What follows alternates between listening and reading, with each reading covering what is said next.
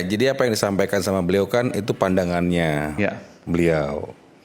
Jadi, coba kalau dianggap pandangan, cari pasal yang menyebutkan bahwa fitnah pencemaran baik itu sanksinya di atas 5 tahun. Ya, jadi kalau kita... Sudah, cari aja pasalnya. Kalau memang iya.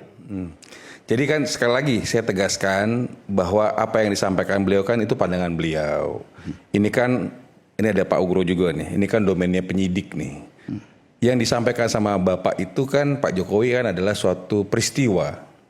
Ada suatu peristiwa nih diduga mencemarkan nama baik dan memfitnah beliau dengan ada unsur-unsur menggunakan ITE. Kan gitu nih. Maka disampaikanlah pasal-pasalnya 310, 311, 32, 35 dan sebagainya, gitu kan. Yang diduga dilakukan oleh si A, si B, si C dalam penyelidikan, kan seperti itu. Jadi artinya itu kan domainnya penyidik. Kita menyampaikan ada suatu peristiwa, ada bukti-buktinya, ada bukti-bukti mengenai ITE juga, ya diperiksa. Yang menentukan pasal polisi. Kita yang menentukan pasalnya.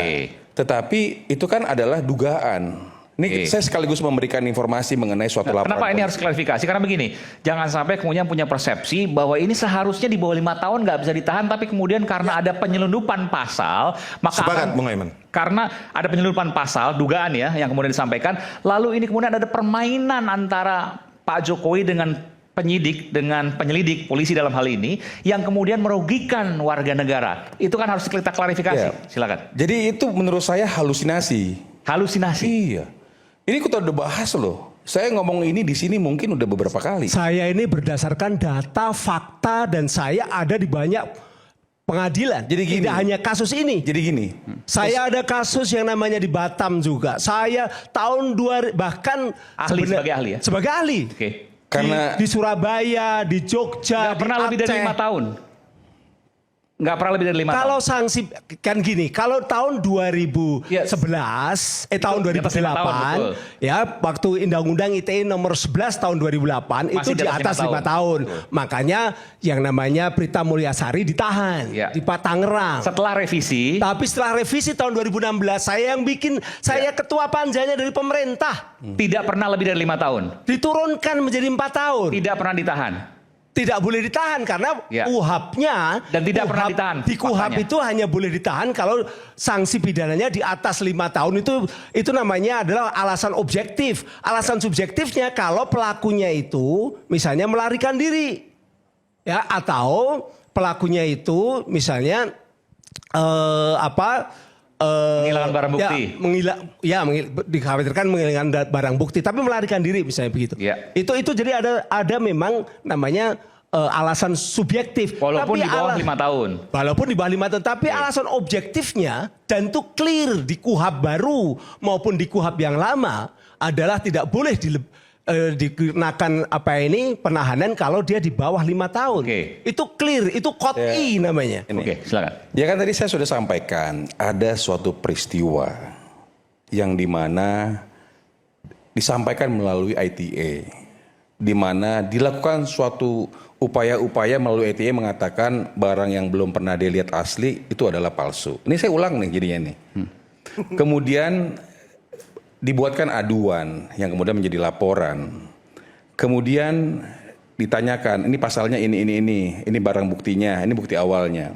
Kalau yang tadi disampaikan sama beliau kan murni bicara hanya pencemaran nama baik saja. Tidak ada unsur, ada hal-hal mengenai ITE sebagai supportingnya dan sebagainya kan gitu nih. Jadi pasal ini kan kita harus lihat, apalagi tadi beliau sudah sampaikan, beliau mengajukan diri sebagai ahli. Nah, saya mau mengambil angle ini aja sedikit. Ahli, berapapun ahli yang kita sampaikan dalam persidangan tidak akan bisa merubah pandangan hakim kalau memang hakim berpendapat sesuatu hal. Jadi kalau beliau menyatakan saya pembuat, saya ahli, ya itu kan klaim sepihak. Apakah bisa digunakan, apakah nanti dipanggil di dalam persidangan disampaikan, belum tentu juga digunakan pandangannya. Jadi saya tidak mau membuat perdebatan. Saya hargai pandangan beliau sebagai seorang ahli menurut beliau. Tetapi saya juga tidak mau crossing the line. Karena faktanya terkait dengan aduan yang menjadi laporan atas yang dugaan fitnah dan pencemaran baik dengan fasilitas ITE dan sebagainya, itu sudah duduk sekarang.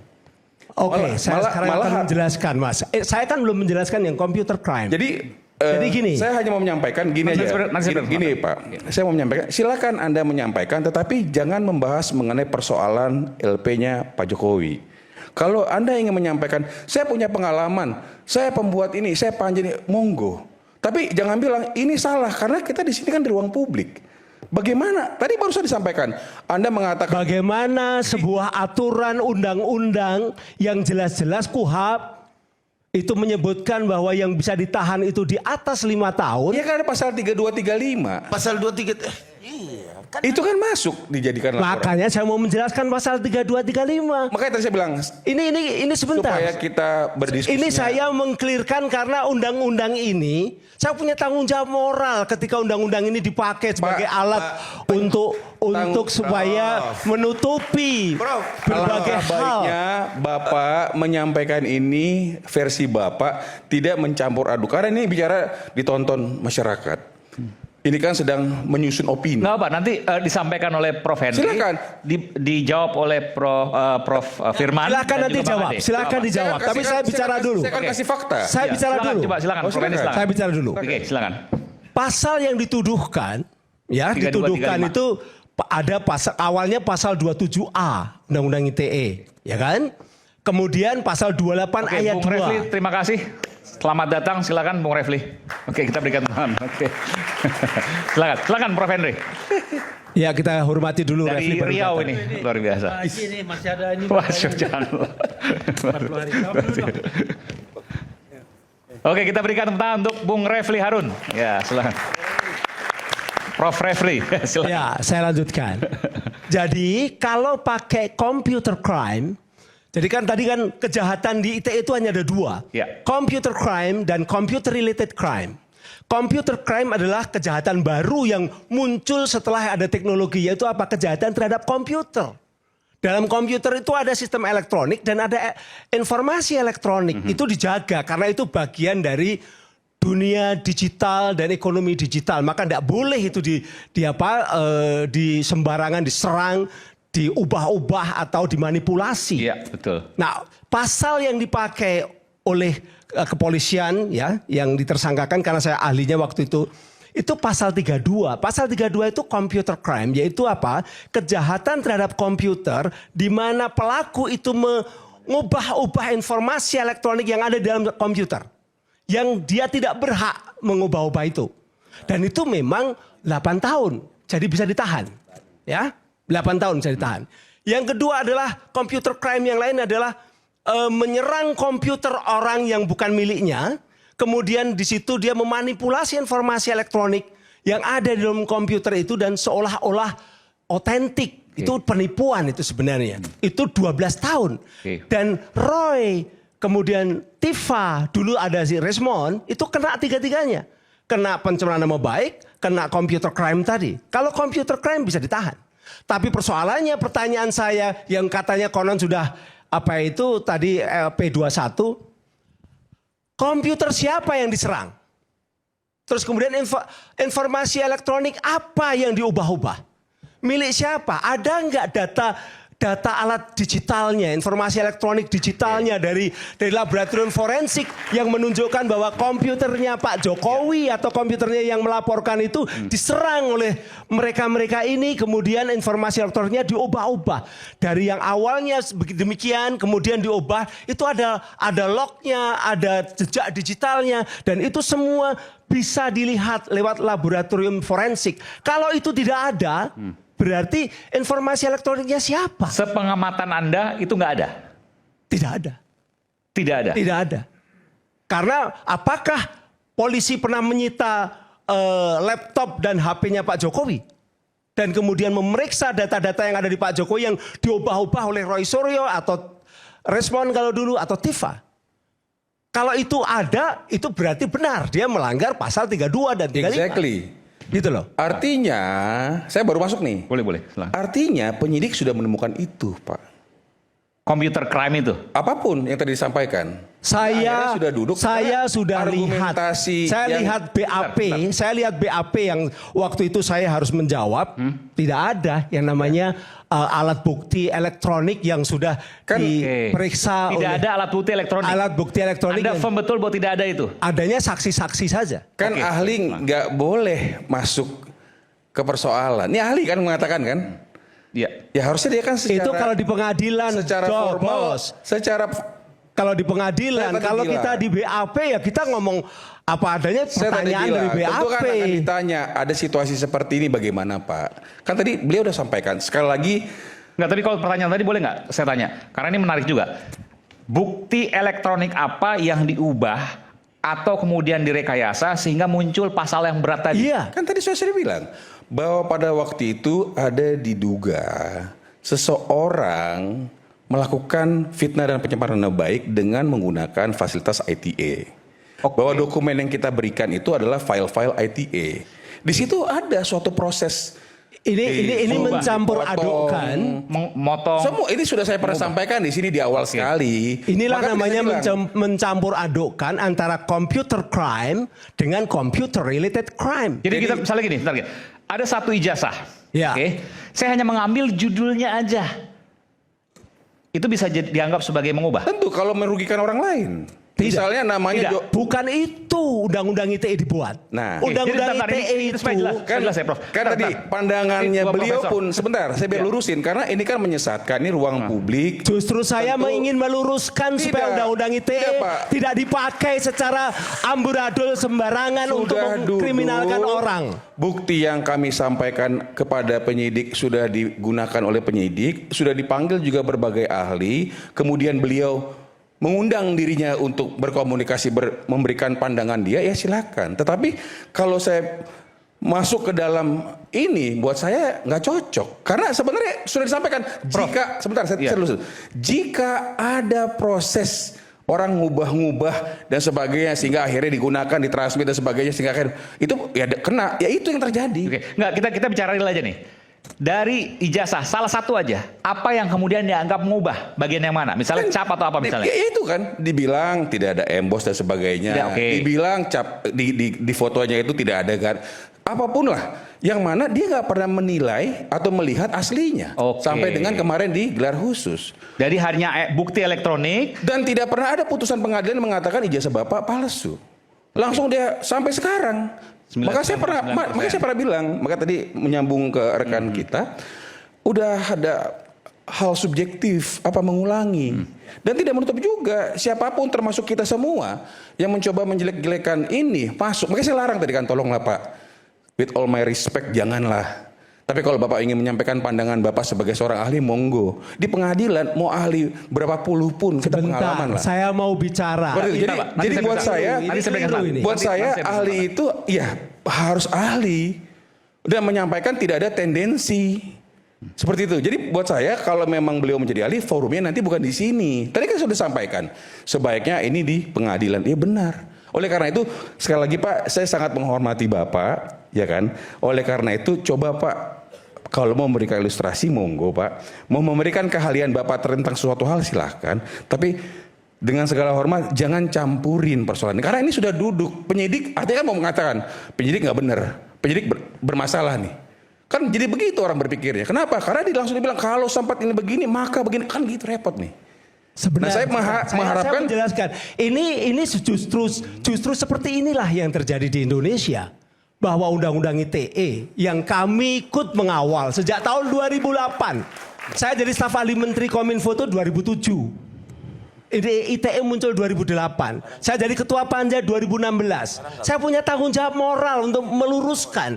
Saya bicara dulu. Tapi Mas Aiman, beliau menyampaikan jika ada, baru saja disampaikan, jika ada orang menggunakan fasilitas komputer atau ITA, merubah-rubah dan sebagainya baru kena, itu yang terjadi. Nah, masa gini, itu tadi kan salah. sebutkan. Itu yang terjadi. Seringkali Kan kemudian tadi di sini disampaikan sebutkan. sama beliau. Ada ijazah, lalu kemudian ini nggak ada embossnya, ini nggak ada garis merahnya, Dipotong-potong. Apakah itu bisa Diedit-edit. disebutkan? Itu tidak. Itu mengubah. Itu bukan domain yang diatur oleh Undang-Undang ITE pasal 35. Anda yakin dengan jawaban itu? Yakin, seyakin-yakinnya. Saya tanggung jawab untuk itu. Jadi gini, Undang-Undang ITE pasal 35 yang namanya computer crime. Satu poin aja. Nanti saya berikan. Saya jelaskan dulu. Kamu mau dijelaskan juga belum? Oke, satu poin silakan. Satu poin aja. Oke, silakan. Prof, waktu diperiksa, Prof baca BAP orang. Baca BAP saya. Nih. BAP untuk saya. Gimana sih? Saya sebagai ahli saya pikir baca BAP yang lain tidak ada bukti. Kan tadi ngomongnya begitu, bahwa tidak ada komputer, tidak ada apa. Itu saya baca BAP-nya. Kan sebelum ada BAP, kamu pernah jadi ahli belum? Kalau Prof punya saya tanya, BAP kamu Prof, pernah jadi saksi ahli belum? Itu sakarepmu, gitu loh. Tetapi tapi kalau baca BAP orang lain nggak boleh. Gini Mas, gitu loh. Saya itu jadi ahli di banyak tempat. Ya, besok pun hari Kamis harusnya saya jadi ahli juga. Di mana? Jadi Polda juga? Di Tangerang, tapi ditunda jadi hari itu juga ITE juga. Jadi gini, ahli itu selalu akan ditanya dulu. Sebelum ditanya itu diberi data-data bahwa ini ada kasusnya seperti ini, bukti-buktinya seperti ini. Kemudian apakah ini melanggar Undang-Undang ITE pasal sekian? Dan saya ditanya apakah ini melanggar ITE pasal 35, 32, 28 ayat 2 dan juga 27A, gitu kan? Jadi ada 4. Karena saya ITE maka ITE yang ditanyakan. Nah sekali lagi saya mau jelaskan yang namanya pasal 35 itu. Mengubah ini ya? Kalau mengubah, yang diubah itu milik orang lain. Saya mau tanya, yang diubah milik siapa? Tapi milik itu informasi elektroniknya. Dan itu disimpan, misalnya saya punya password di HP saya, di laptop saya. Itu milik saya, nggak boleh diubah-ubah oleh siapapun.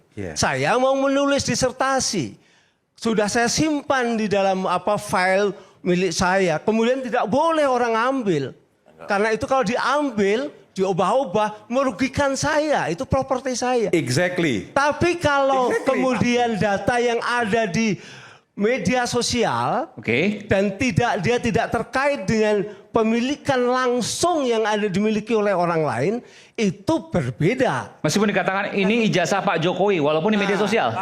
Itu aja kuncinya. Makanya saya tanya ini. Kan ini kita bicara sering, kita supaya jelas apa ya. Bedanya? Ada Dian Sandi yang mengupload, dikatakan ini ijazah Pak Jokowi. Lalu kemudian diteliti dari situ, dilihat bahwa ini nggak ada embosnya, ini nggak ada garis merahnya. Apakah itu mengubah? Ijazah Pak Jokowi, apakah itu juga gambarnya Pak Jokowi ketika dia sudah diupload orang di media sosial? Maka di media sosial, maka informasi elektronik itu mudah diduplikasi, mudah dimanipulasi, mudah kemudian juga di macam-macam direkayasa begitu ya. Makanya yang namanya informasi elektronik yang menjadi alat bukti itu harus yang original. Ya, yang harus yang integritasnya masih utuh, yang kemudian harus ada yang namanya availabilitasnya juga masih ada di tempat aslinya. Jadi menurut Anda nggak bisa dari barang bukti media sosial tadi dijadikan sebagai proses hukum? Tidak bisa. Begini, saya ini untuk ahli-ahli hukum supaya mereka tahu. Kalau ada pembunuhan di Kebon Jeruk, maka TKP-nya harus di Kebon Jeruk. Ya, TKP-nya di Kebon Jeruk dikasih polis lain itu tempat TKP itu. Polisi datang nggak boleh sembarangan megang-megang alat bukti yang ada di situ. Harus pakai sarung tangan supaya sidik jari tidak boleh berubah. Maka kejahatan digital pun juga harus ada di TKP-nya. TKP-nya siapa? Yang lapor siapa? Kalau yang lapor Pak Jokowi, TKP-nya di Pak Jokowi, di HP-nya Pak Jokowi. Atau kalau yang lapor Dian Sandi, TKP-nya di Dian Sandi, di HP-nya Dian Sandi. Itu yang nggak boleh diubah-ubah. Tapi kalau dia sudah ada di media sosial, itu namanya sesuatu informasi yang sudah bisa siapapun bisa mengubah-ubah. Makanya secara hukum namanya dunia digital harus dibuktikan secara digital. Itulah kenapa sanksinya sampai 12 tahun. Karena itu untuk melindungi dunia ekonomi digital kita. Gitu. Jadi dalam hal ini, menurut Anda nih ya, harus ada ijazah Jokowi, ijazah Pak Jokowi yang asli, baru kemudian itu yang diubah, baru itu kemudian bisa kena 12 Kalau tahun. ijazah Pak Jokowi itu informasi elektronik yang dia simpan kemudian diubah-ubah lalu dia merugikan Pak Jokowi karena lalu ijazahnya itu berubah, maka itu adalah kena ITE. Tapi kalau ijazahnya itu adalah Itu dia. sebentar. Emang Ijazahnya ini saya mau itu tanya nih. bukan informasi elektronik. Itu kan ijazahnya nggak bukan informasi elektronik. Itu kan ijazah analog, sama dengan ijazah saya. Saya ini alumni Gajah Mada, adik kelasnya Pak Bentar, Jokowi. Saya harus adil juga di sini kan begini. Iya. Ijazah itu ijazah asli yang diupload oleh Dian Sandi dan kemudian wajahnya Mas Aiman asli diupload dikasih kumis itu juga diubah-ubah seolah-olah asli. dan itu salah. Tidak apa-apa, itu hanya melanggar etika atau itu merupakan penghinaan Aku nggak dapat di dalam gitu loh. penjelasannya nggak Sekarang dapat. kan gini, Sorry, Penghinaan Iman. ringan itu bukan kejahatan computer crime. Oke. Nah, Bukan di dalam computer penjelasan aturan 32 ini pasal 32 ini, saya tidak mendapatkan mohon maaf, penjelasan mereka seperti tidak ini. belajar tentang Saya dunia tidak digital, mendapatkan dunia penjelasan seperti ini. cybercrime. Di dalam aturannya Saya tidak ada mempelajari penjelasan seperti cybercrime ini. sudah 15 Ini tahun. sesat ini. Nggak, tapi kan, saya tanya bentar.